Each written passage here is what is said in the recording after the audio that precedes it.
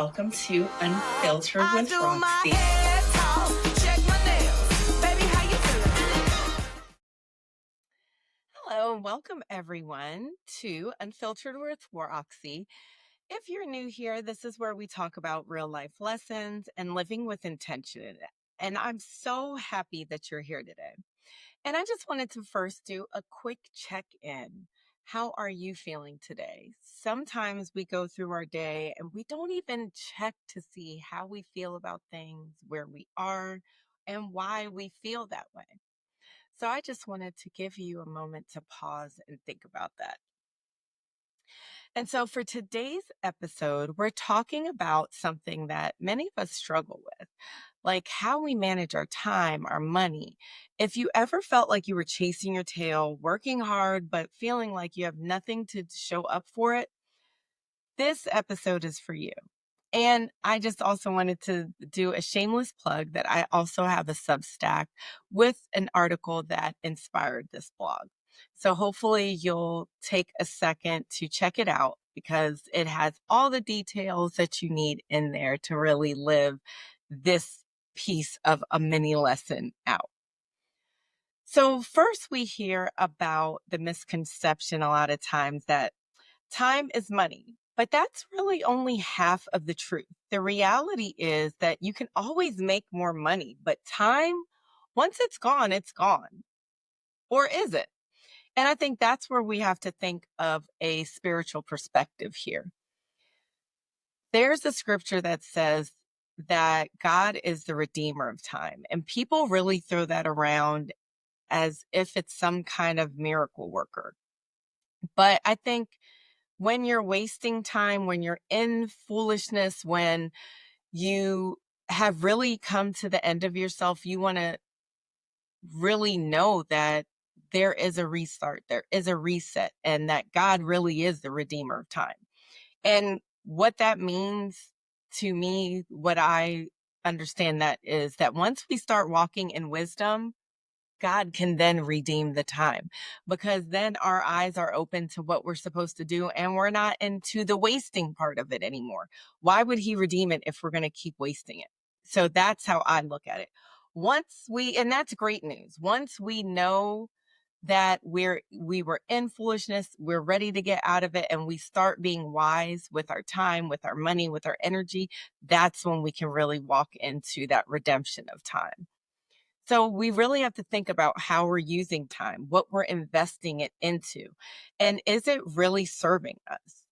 And right now, I just want to really challenge you to get a pen, paper, and think about what you're using your time with, what you're using your time and your energy with.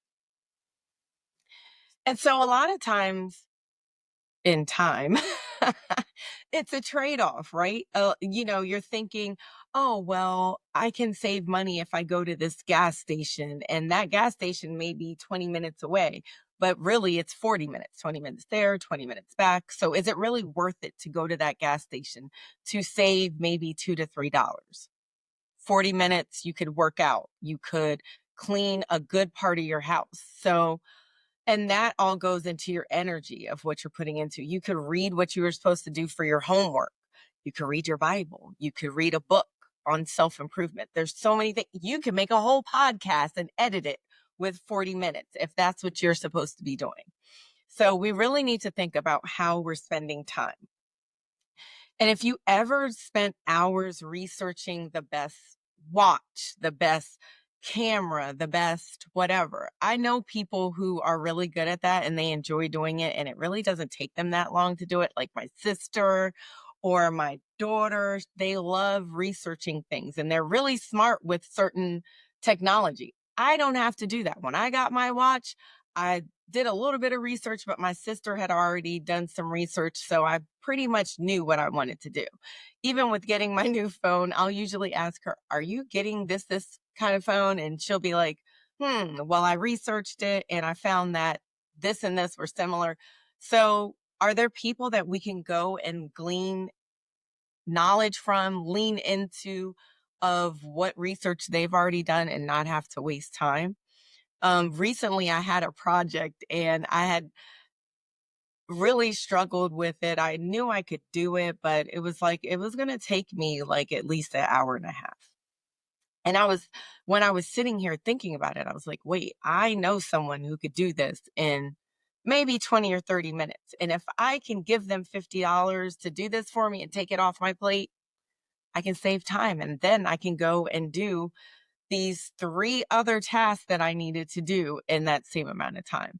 So I think those are things that we need to think about when we're talking about saving time, because time is money, is energy, and the energy and the time you cannot really always get back. So money as energy. We often see money as just numbers in a bank account, but money is our energy. It's what we're putting all our energy into to get that check at the end of the week, to get when we're investing in projects, that's when we are saying no to a whole plethora of things. We're saying no that we can't hang out with our family, no we can't do the fun self-care thing we may want to do, or go work out, or take care of something that we know needs to get fixed in the house. So it's more than just money. It carries energy. And if you don't control it, it will control you. Think about people that we know that they are the paper chasers, the rap songs that we hear about, that becomes their whole thing. And their whole life is chasing whatever that thing, that money, that tangible item that they think is. So I think one of the things that's easy to do that I've really started doing, because I love a cute little something or another, like it doesn't even have to be something I really need and I'll just want to get it. And a lot of times when I'm going through TJ Maxx, my daughter will be like, well, do you really need that? I'm like, do you need anything? Do you really need this? So when you're looking through the store, do you really need this? Can you think of where you would put it in the house? If not, don't get it. Wait overnight. See if you really need it. Plan your spending. Don't just buy on impulse, because then after a while, that is where your energy is going. You're working for things you don't even want at this point. A lot of times when you wait that 24 hours, I've put stuff in my old Navy cart, forgot about it. And when I went back to it, I was like, it's not even that great. Why was I willing to pay whatever amount for this thing? I love to get my workout clothes from there. And I was like, I didn't even like the last set that I got. Why am I willing to spend more time and money to get another set of the same thing? So just think about it, sit on it for a little bit, because really you want to enjoy your life. So whatever's going to help you enjoy your life, if getting um that outfit, if getting that cooking utensil is going to help you and make you happy, yes, get it. But if not, don't get it. You don't need it. The landfill is filled with items of people that just knew they had to get that car. It's cars in the landfill. It's furniture in the landfill that people really blood, sweat, and tears went and got those items. So that's what we need to think about. So we're going to think about, do we really need something before we buy it? And just put things in your virtual cart. I think that's an easy fix. A lot of times we're just going through when we're bored. We don't need to shop when we're bored. Um, just when you really need things, and maybe make a list of the things you need. That way you're not just willy-nilly wondering what you even need at some point. So do a quick money check-in. Look at where your money went just last week. Were those purchases intentional? Were those things that you really need to get? Like for me, a big part of my income is insurance, BGE, Baltimore Gas and Electric, and food. I spend so much money in food. So what I decided to do with that is a lot of my food shopping, because I don't have little kids anymore, is like kind of impulse. It's like if I feel like eating chicken, I'll get it that day, because if not, stuff just gets spoiled. Well, sometimes you could freeze the stuff, but like vegetables and things, I pretty much buy them every other day because they go spoiled. And I think I even came to a realization with that I can't keep that up, because my energy is going after work to pick up fruits and vegetables so they don't get spoiled. It's like, it's not really a trade-off for me. I rather do frozen some nights, get as many fruit, the like apples, stay for a longer time and enjoy those. And after that, it's somebody else's turn to go to the store because I can't keep going back and doing that task every single day or every other day because it does take up a lot. That's usually the time that I can work out. So that's one of the things that I even noticed in my own life. I don't want to have to, after work, after working out, then go to the store or not work out because I know I have to go to the store to get items for me to cook. So the cost of chasing money. Oof, the cost of chasing money. Now, when my kids were small, I really noticed the cost of that, right? Because when I could not be with them, when I'm having to say no to them means that's a bad time for me. And I did not progress in a lot of ways because that was not something I was willing to sacrifice. And also my marriage was important to me and somebody had to stay home and take care of the kids. And even when I was in work full time, there still was sacrifices. I couldn't do a lot of stuff. A lot of times the kids were had to come with me, or I couldn't do extra projects. So that means there was no up progression for me, and I knew that. And that it at times I was resentful about it, but in the long run, I'm glad that I made those decisions. And I'm glad that my kids now see the benefit of that now that they're in their 20s. I think it's hard to see that when you're a kid, when you're a teenager. And I'm saying teenager, not little kids, because I don't expect a little kid to understand that. And they should not have to understand that.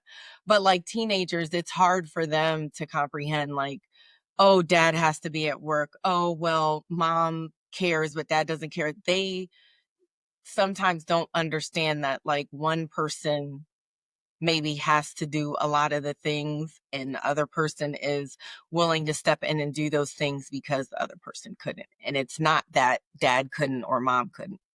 And that's different for everyone. I'm just saying in my marriage, that's how it was.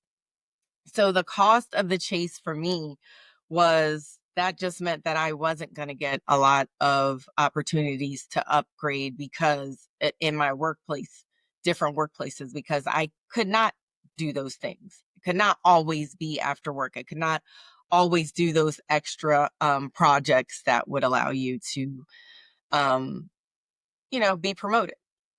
So the cost of chasing the bag could be your health. A lot of people, I know even sometimes when I'm at work, me and my coworker are upset that we have to keep running to the bathroom if we're drinking the right amount of water we're supposed to.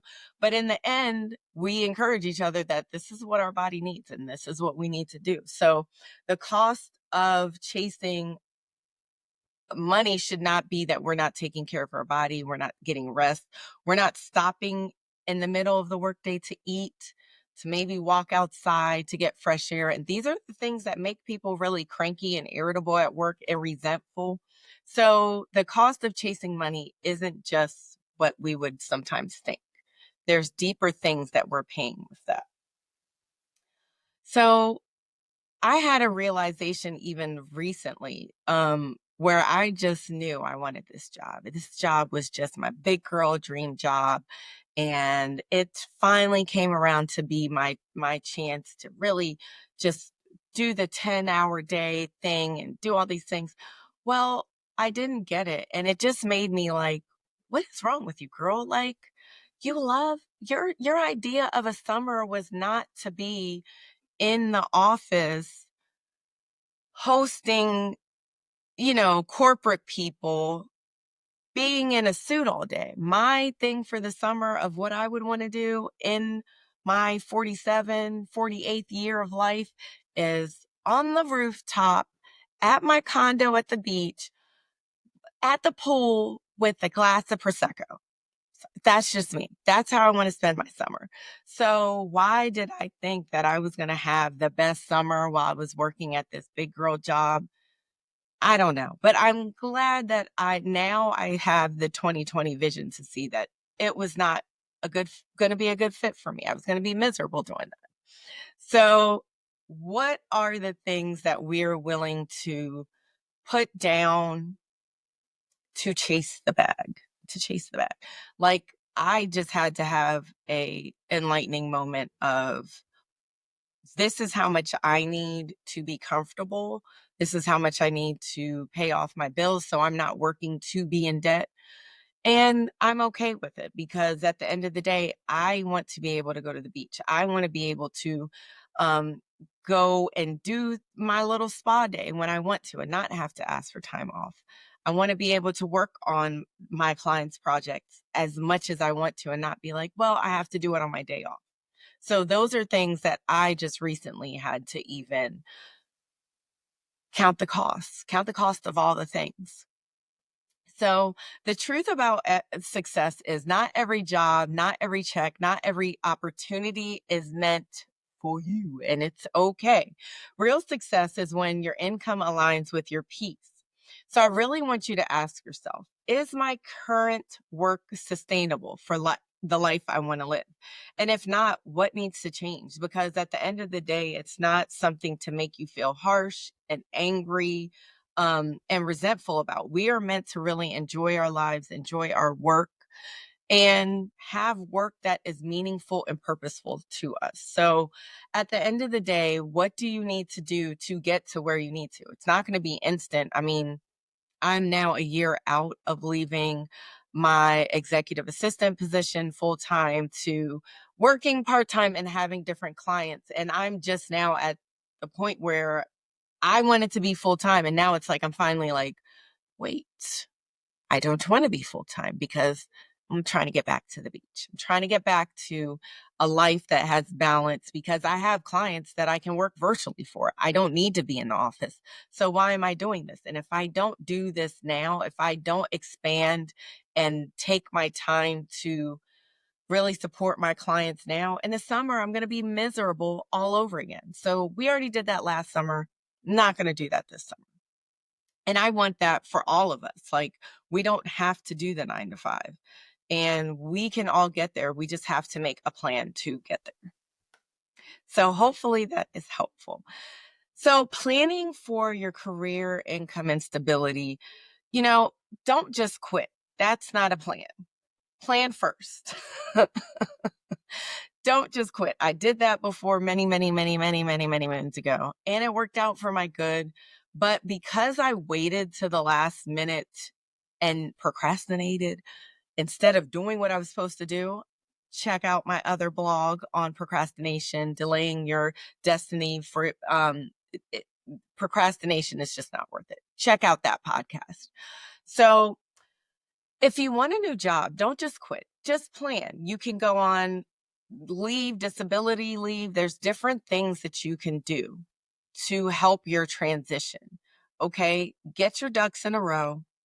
Have a 3 month, 2 month plan. Unless someone's physically abusing you, verbally abusing you, go ahead and make a transition plan. Take leave. You could be on sick leave. Okay. Mental health is your health. So use all the things, use your leave, do what you have to do so that you can transition in peace. Think about what you need to do. Do you need more training? Is there a transitional job, a better financial cushion?